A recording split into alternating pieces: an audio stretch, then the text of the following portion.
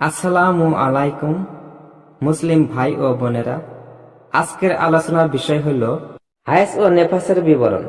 Hiace সাবালিকা মেয়ে লোকের জরাই হতে বিনা কষ্টে প্রত্যেক মাসে যে রক্তচাপ হয় তাকে হায়েস বা ঋতুস্রাব বলে, অথবা 9 বছর বয়স হতে 55 বছর বয়স পর্যন্ত মেয়ে লোকের যে কোনো রঙের মাসিক রক্তচাপকে হায়েস বা ঋতুস্রাব বলে।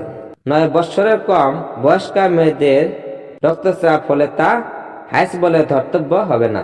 আর 55 বছরের বেশি বয়স্কা মেয়ে লোকের খুব বেশি লাল কিংবা কালো রঙের রক্তস্রাব হলে তা হায়েস বলে ধর্তব্য। কিন্তু সবুজ মাটিয়া বা হলুদ রঙের রক্তস্রাব হলে তা হায়েস নয়, বরং ইস্তিহাজা। তবে 50 বছর বয়সের পূর্বে যদি সবুজ মাটিয়া বা হলুদ রঙের রক্তস্রাব হয়ে থাকে তবে উক্ত রক্তস্রাবকে হায়েস বলে গণ্য করতে হবে। এর বিপরীত হলে হায়েস বলে ধর্তব্য হবে না।